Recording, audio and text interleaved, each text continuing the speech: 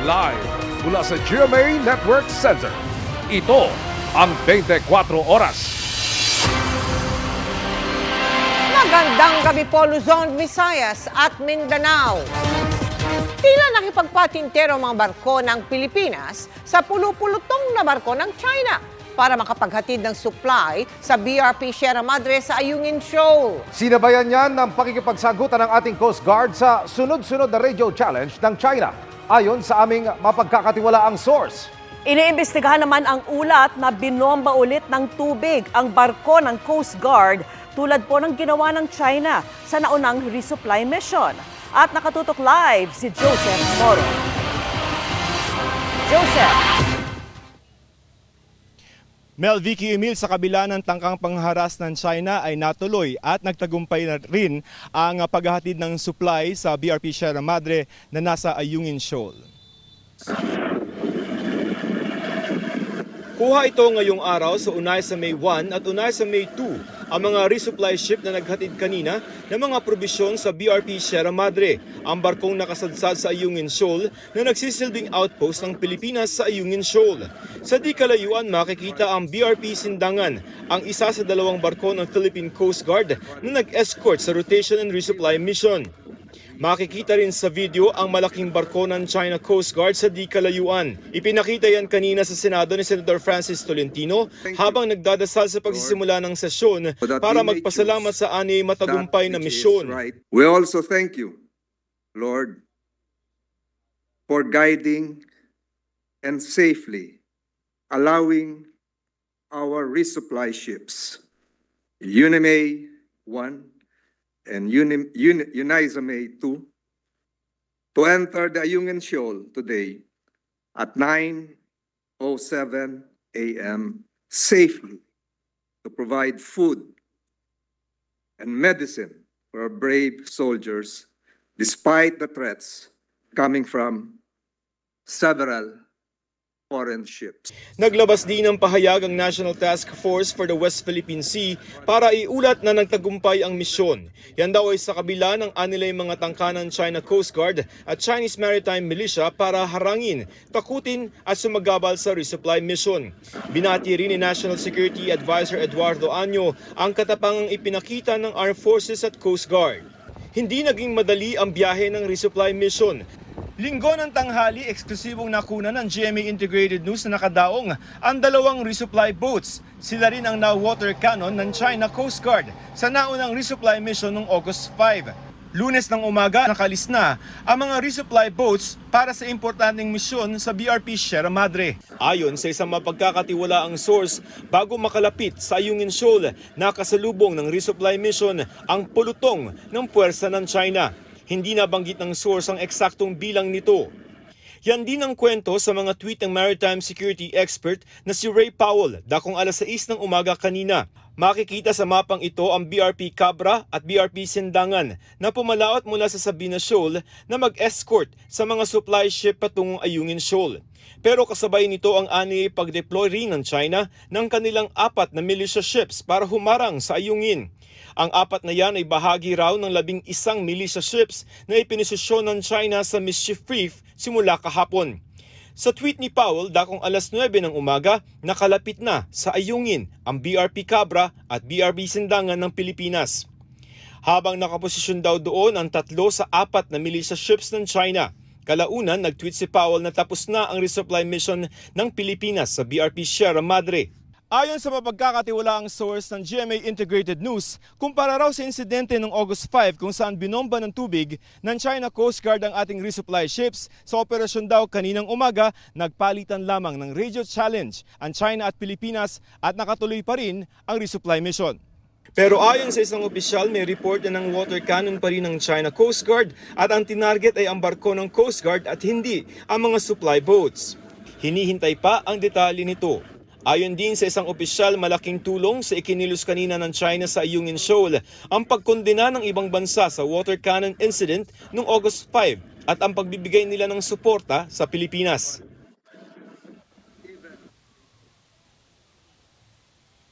Vicky, ayon sa National Task Force for the West Philippine Sea, ay magpapatuloy itong mga rotation at resupply mission na katulad ng ginawa natin sa Ayungin Shoal. Vicky? Maraming salamat sa iyo, Joseph Morong.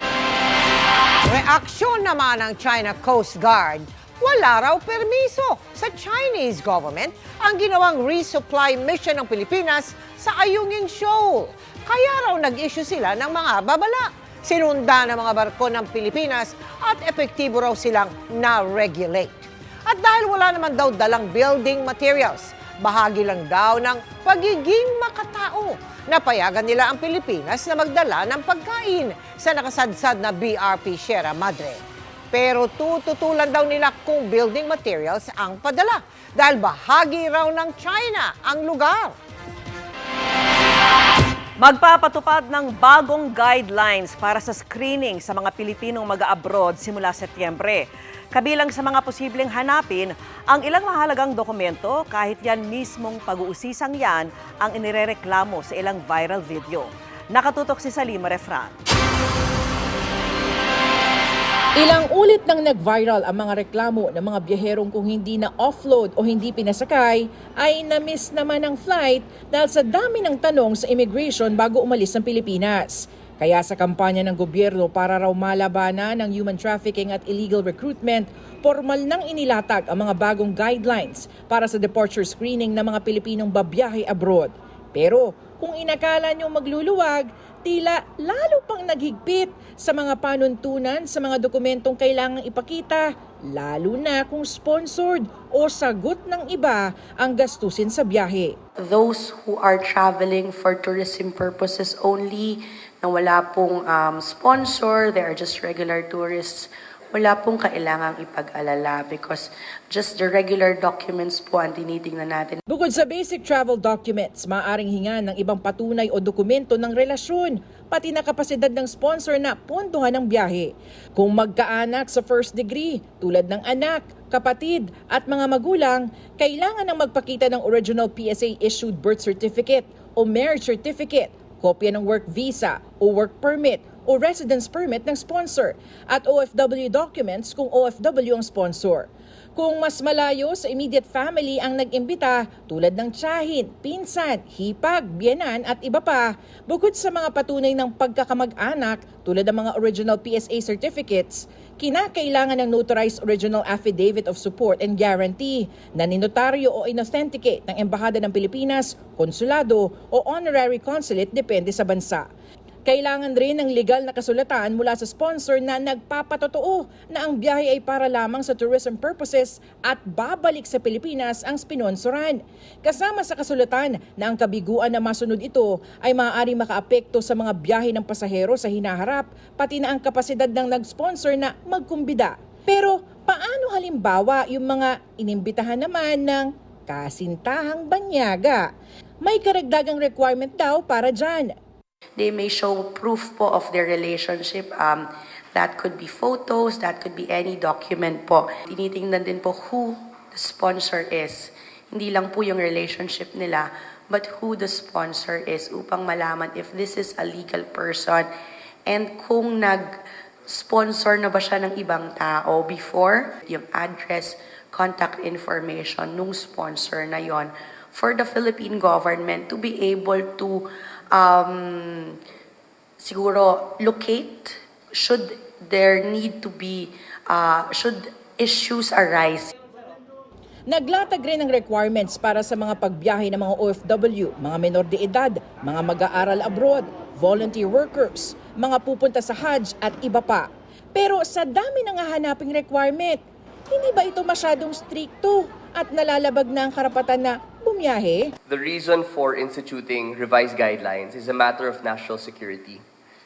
So we pass these guidelines in the hope that we protect our fellow citizens from the perils of human trafficking. This, as I said, is not a curtailment of the right to travel, but really it's an enforcement of policy. Sa primary screening, pwedeng i-clear o i-defer agad ng immigration officer ang biyahero. Pero kailangan niyang ipaliwanag ang dahilan para dito. May 15 minuto naman ang immigration officer na gawin ang secondary screening. Pero hindi ba nito patatagalin pa ang napakahaba ng pila sa immigration? It will only take a matter of 45 seconds to scan and to validate all the documents. The process will still be limited to 45 seconds, pero at least alam na po ng mga kababayan natin kung ano dadalhin nila. Sari-sari ang opinyon ng mga pasaherong nakausap namin. Kasi ako hindi ko alam. Na lang po nila ituloy para hindi mapahamak. Epektibo ang revised guidelines sa unang linggo ng Setyembre. Maaaring basahin ang kumpletong guidelines at kakailanganing requirements sa Official Gazette ng pamahalaan. Para sa GMA Integrated News, Sanima Refra, nakatutok 24 oras. Umaapela na ng 5 pisong dagdag pasahe ang ilang transport group kasabay ng bagong bugso ng oil price hike ngayong araw. Wala na raw kasing kinikita ang mga tsuper lalo't ang nakaka-high blood at taas presyo sa produktong petrolyo. Posible pang magpatuloy hanggang Disyembre. Yan ang saling pwersang tinutukan ni Marisol Abduraman at Ivan Mayrina. 7 sunod na linggo nang may diesel at kerosene price hike, habang 6 na sunod na linggo namang nagmamahal ang gasolina. Pero ang kalbaryong yan, mukhang hindi pa magtatapos. Ang projection po ng SP Global Platts, dire-diretso po yan July hanggang December. Chance na po natin ito na magbago ay doon lang po sa pagbaba siguro ng demand. Pero sa buong mundo, karaniwang tumataas ang demand sa petrolyo kung bare months dahil kailangan ng pampainit habang taglamig sa maraming bansa. Kasabay pa niyan, ang hanggang 2 milyong bariles sa pagbawas sa arawang produksyon ng Organization of Petroleum Exporting Countries at ng Russia.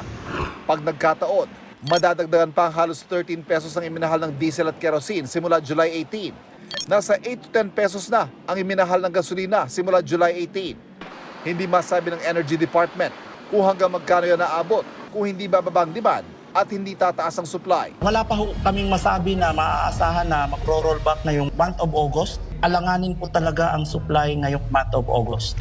And probably September. Sabi naman ng DBM, pinamamadali na ng Pangulo ang pagproseso sa 3 bilyong pisong fuel subsidy fund na nakabinbin dahil sa hindi pa inilalabas sa Joint Memorandum Circular ng Department of Transportation. Sana po mailabas namin kaagad pag meron na po yung requirement per GAA. Ay patuloy na pagtaas ng presyo ng ito. Dahil sa tila walang trenong dagdag presyo sa langis, nanawagan ng grupong Piston na tanggalin na muna ang excess tax. Ang pasang Mazda, Altodap at Acto naman, formal nang naghain ng petisyon para sa dagdag pasahe. 5 pisong dagdag pasahe para sa unang 4 na kilometro at piso kada sobrang kilometro. Habang wala pa, sana raw magbigay muna ng pisong provisional increase. Para lamang matugunan ang mga problema ng ating mga driver, para tayong magtatawaran yan, baka umabot tayo sa 2 pisong increase.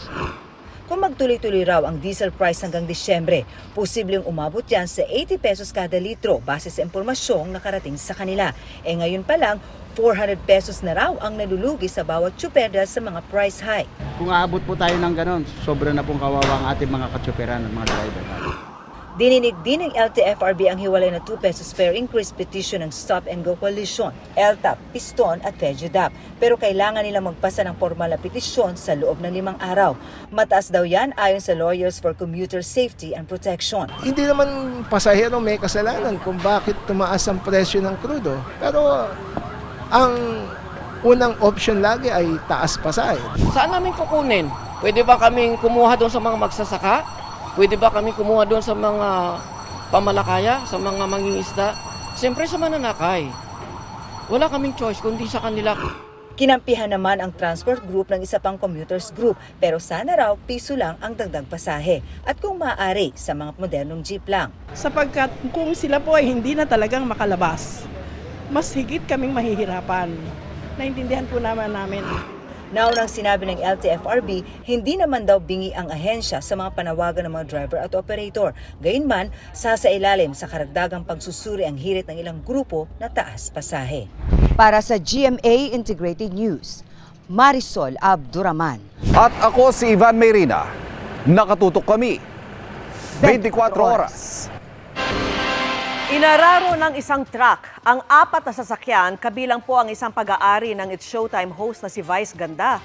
Ligtas siya pero nag-aalalang bumaba para kamustahin ang ilang pasahero. Pati ang truck driver, inihingi rin niya ng tulong sa noontime show. At nakatutok si Nelson Canlas.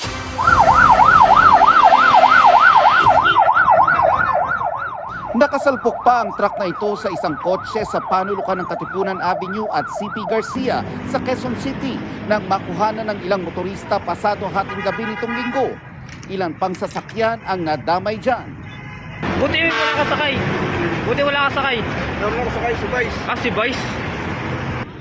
Kabilang ang sa It's Showtime host na si Vice Ganda. Si Vice makikita pang kinukumusta ang mga pasahero ng sasakyang sinalpok ng truck. Sa kwento ng saksi na si Jeffy Bequilio, pa-U-turn daw ang mga sasakyan nang mabangga sila ng truck. Posible raw na nakatulog ang driver nito at dumire-diretso sa concrete barrier kaya sumalpok sa mga kotse. Maya-maya, dumating na rin ang mga taga-QCPD at inimbestigahan na ang insidente. May tumugon din na ambulansya para magbigay ng paunang lunas. Wala naman daw malubhang nasaktan sa aksidente. Sa It's Showtime nitong Lunes, ikinuwento ni Vice ang insidente. Dito inihayag ni Vice ang pag-aalala niya para sa driver ng truck na nakabangga sa kanila. Naararo kami, 4 kaming sasakyan. Malaki yung bangga. Kasi parang nakatulog yung driver. So, wasak na wasak. So, sana po tulungan nyo yung driver kasi balita namin. Yung may-ari ng truck, sana po tulungan nyo yung driver kasi naawa rin ako dun sa driver. Kasi yung ang daming sasakyan yung... Sa isang pahayag, sinabi naman ng delivery platform na Lalamove na nakikipag-ugnayan na sila sa operator ng truck na nasangkot sa aksidente. Nakikipagtulungan din daw sila sa investigasyon ng otoridad. Nagpapasalamat din sila kay Vice Ganda sa kanyang concern sa mga naaksidente, kabilang na ang driver ng truck. Para sa GMA Integrated News, Nelson Canlas, nakatutok 24 oras.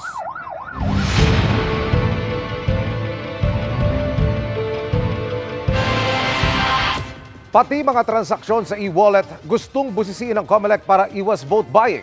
Gusto rin itong sitahin sa mga checkpoint ang mga magdadala ng perang lagpas kalahating milyon. Nakatutok si June Veneracion. Kung noon, mga baril at iba pang kontrabando ang kadalasang hinahanap sa mga COMELEC checkpoint kapag papalapit na ang eleksyon. Sa barangay at SK elections naman sa Oktubre, pati mga dalang pera na masisilip sa checkpoint. Planong sitahin kung lampas sa kalahating milyon. Saan ka naman nakakita? May dala kang kalahating milyon isang araw bago mag-eleksyon. Pagkatapos hindi ka treasurer, hindi ka negosyante, ano ka? Tagapamili ng boto. Nagpatupad na rin naman ng ganitong money ban ang COMELEC noong 2015. Pero nakasentro lang noon sa withdrawal sa bangko. Hindi sa mga binibitbit na pera tulad ng gustong ipagbawal ng COMELEC kung sobra na. Paglilinaw ng COMELEC, hindi saklaw ng ban kung bahagi ng trabaho mo ang magdala ng pera. Tulad itong kolektor ng mga payment kiosk sa mall na ₱1,000,000 ang dalang pera nang masiraan ng bag nitong Hulyo. Kung ganyan, dapat daw may Certificate of Employment at Company ID.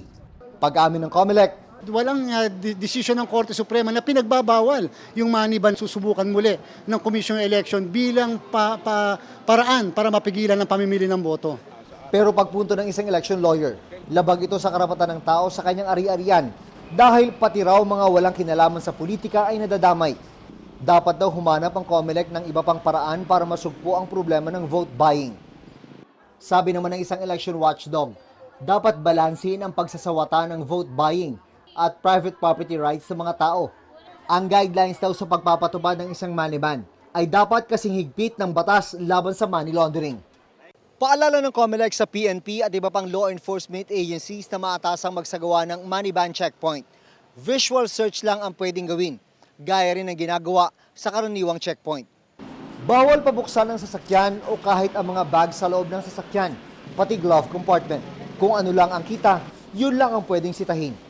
Pagsusutin daw ng body-worn camera ang mga matotoka sa checkpoint. Plain view doctrine sa pamamagitan lamang ng pagtingin sa loob ng sasakyan. Pati mga e-wallet platform gusto ng COMELEC obligahing magpasa ng listahan ng transaksyon dahil baka magamit daw sa vote buying. Makikipag-ugnayan daw ito sa Bangko Sentral ng Pilipinas at Anti-Money Laundering Council, kaugnay niyan. Halimbawa, 20 tao ang pinadalhan mo. First time kang nagpadala. Pagkatapos 2,000 pa, walang butal man lang. You will be presumed to be engaged in vote buying. Sa ngayon, pinapayagan na rin ng batas ang warrantless at citizen's arrest kung huli sa akto ang vote buying na may parusang 1 hanggang 6 na taong kulong. Kaugnay naman ng mga social media post at poster ng mga kandidato. Bawal na yan kapag nakapag-file na sila ng Certificate of Candidacy. Kahit kunyari, pasayaw-sayaw doon, pa-TikTok dyan, yan po ay pangangampanya. Para sa GMA Integrated News, June Veneracion, Nakatutok, 24 Oras.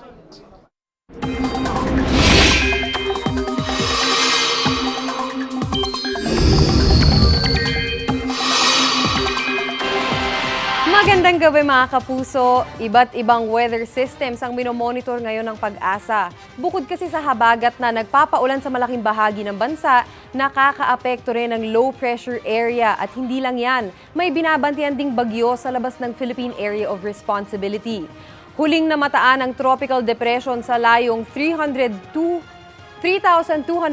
kilometers silangan ng Central Luzon. Napakalayo pa po nito at wala pa po itong epekto sa ating bansa. At ayon sa Pag-asa, patuloy na oobserbahan ang pagkilos nito kung sakali mang lalapit sa ating boundary sa mga susunod na araw.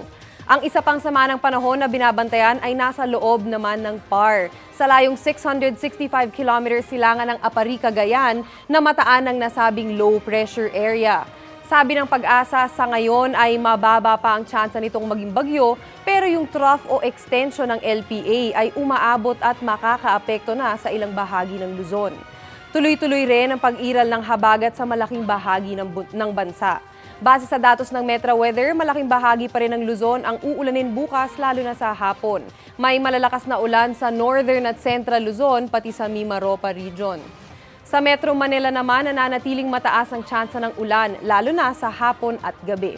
Malawakan din ang ulan sa Visayas, maging alerto dahil malalakas ang ulan na posibleng maranasan sa bahagi ng Negros, Bohol, pati sa Samar at Leyte. Sa mga kapuso natin sa Mindanao na ilang araw nang nakakaranas ng pag-ulan, patuloy pong maghanda sa banta ng baha o landslide dahil magpapatuloy ang maulang panahon. Umaga pa lang bukas, may ulan na sa Zamboanga Peninsula, Northern Mindanao, pati sa Soc-Sargen. Pagsapit ng hapon, mas maraming lugar na ang uulanin at may kalat-kalat na malalakas na ulan. May heavy to intense rains kaya doble ingat pa rin mga kapuso. At yan muna ang latest sa lagay ng panahon. Ako po si Maureen Shrivers para sa GMA Integrated News Weather Center. Kami ang inyong maasahan, anuman ang panahon. Sa mismong bilibid, inusisa ng Senado kung paano nakatakas ang inmate na si Michael Cataroha.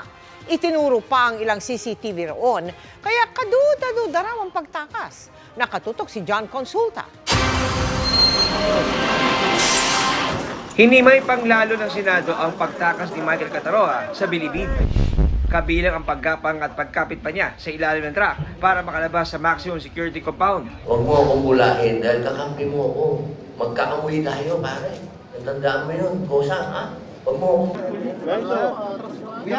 Ayon kay Cataroha, isang linggo niya pinag-aralan kung paano tatakas. Bilang dating basurero, kabisado raw ni Cataroha ang katawan ng garbage truck. Tumulong daw muna siya sa paghahakot ng basura at nang makahanap ng tiyempo sa pagdaan ng isang sasakyan. Ginamit niya itong cover para tuloy makapasok sa ilalim ng truck sa loob lang ng 12 segundo. Ilang minuto ka pa bago nagubad? Nanalaki ko na doon nakalabas. Nasa highway na, sa expressway? Yan ako kamay, labas na po ng maximum. Labas na ng maximum, nagubad ka, lumipat ka ron? Opo. Nakita ka sa salamin? Kabilang sa pinagdududahan ay kung paanong hindi na-detect ng mga bantay sa gate ng Bucor ang pagtago sa ilalim ng truck ni Cataroha, gayong kita ang orange niyang damit sa isinagawang reenactment kanina. Pinuna pa ngang may CCTV na nakapwesto sa pinaradahan ng truck na dapat nakakita sa mismong pagtakas. May connivan siguro yun pag gano'n. Ang sinabi nga ni Michael, mahiwaga. So marami pang katanungan sasagutin. Alam nyo naman, hindi naman nakikita yung ilalim yan na CCTV hanggang sa taas eh. Pero gumagana yan, gumagana yan. O nire-recall lang natin yung video. Tiniyak ni Katapang ang kaligtasan ni Cataroha sa loob ng bilibid habang gumugulong na raw ang proseso para maparusahan ang mga dapat managot. Negligence. Lahat ng dinaanan ni Cataroha na gwardiya na hindi siya napansin ay mananagot. Lilimitahan din ang pagkapahakot ng basura sa mga inmate at mas masusing i-inspeksyonin ang mga pumapasok at lumalabas na sasakyan sa bilibid. Kailangan mismo yung mga gwardiya sisilip na rin, pupunta sa ilalim. Medyo naisahan tayo doon, walang sumilip sa ilalim. Pero bukod sa kanila, dapat din daw panagutin ang mga nagkanlong kay Kataroha. Bawal yun, sir. Bawal yun. Nakuling yun. Para hindi pa malisan kung saan ba ito nagtago. Samantala, may nasabat na mahigit 100 patalim, 5 baril, 10 sumpak at 28 cellphone sa surprise inspection ng Bucor kahapon. Lahat yan nasa kisame ng kulungan ng Sputnik. Ang inspeksyon ay bahagi ng crackdown sa mga kontrabando sa Bilibid. Para sa GMA Integrated News, John Consulta, nakatutok, 24 oras. Itinanggi ng kampo ni dating Pangulong Rodrigo Duterte na siya ang nangako sa China para alisin ang BRP Sierra Madre sa Ayungin Shoal. Sa pahayag ni dating Executive Secretary Salvador Medialdea, wala raw binitawang pangako kaugnay sa isyu ang dating Pangulo. Simbolo raw ng bayan sa naturang lugar ang BRP Sierra Madre at hindi raw ito binalak ipatanggal ni Duterte. Bago nito ay kinwestiyon ng ACT Teachers Party List ang anyay pananahimik ni Duterte sa issue. Nagkakampihan at gumagawa ng gulo. Yan ang pahayag ng Chinese Ambassador to the Philippines kasunod ng Trilateral Summit ng Amerika, Japan at South Korea. Dito inalmahan ng tatlo ang pambobomba ng tubig ng China Coast Guard sa mga sasakyang pandagat ng Pilipinas. At nakatutok si JP Soriano. Ang ambassador ng China sa Pilipinas na si Wang Xilian ang guest speaker sa 9th Manila Forum na ginagawa sa isang universidad sa Quezon City ngayong hapon. Dito tinanong ng media si Wang, binago ba ng China ang utos nito sa kanilang Coast Guard sa pagpapatuloy ng resupply mission sa BRP Sierra Madre sa may Ayungin Shoal ngayon? There has never been problem with the delivery of humanitarian supplies because there is a special arrangement for such. And you know, the problem was with the transportation of large scale of building materials. I think that's so far what I can share with you. Sa pahayag ng National Task Force on the West Philippine Sea, sinubukan daw harangin pa rin ng China Coast Guard ang pagpapatuloy ng resupply mission. Pero nairaos naman ito. Tinanong namin si Wang, kaugnay nito. We have communicated very closely with parties concerned on this. How would you like to reply? Because the one question I think there was an attempt. from the militia. I think that, as I said, that I have to follow the latest development, but we can share with you the latest statements of the China Coast Guard. Sinisi naman ni Wang ang Amerika at iba pang bansa na aniyay nagkakampihan at gumagawa raw ng gulo. Ito'y matapos ang Trilateral Summit ng Amerika, Japan at South Korea nitong weekend, kung saan inalmahan ng tatlong bansa ang ginawang pambobomba ng tubig ng China Coast Guard sa mga sasakyang pandagat ng Pilipinas. The United States and some other forces wish nothing but chaos in the South China Sea and keep stirring up trouble in this sea area.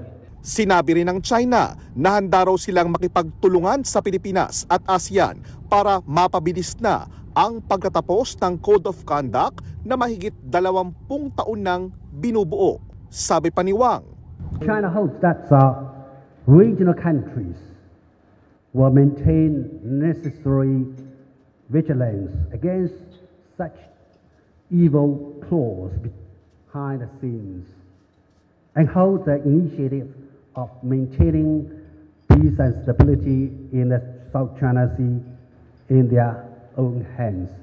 wala pang tugon ng US, Japan at South Korean Embassy sa Pilipinas kaugnay sa pahayag na ito ng Chinese Ambassador.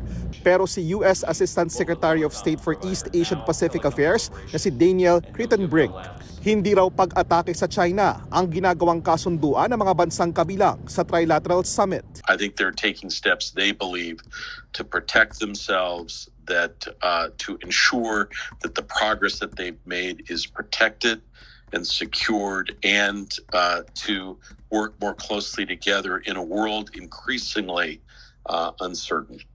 Wala pang pahayag ang DFA kaugnay sa pahayag ni Wang.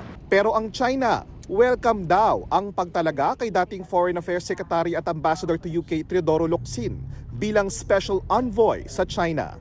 Sa isang tweet, sinabi naman ni Locsin na walang interes ang Pilipinas sa pakikipagdigma sa China.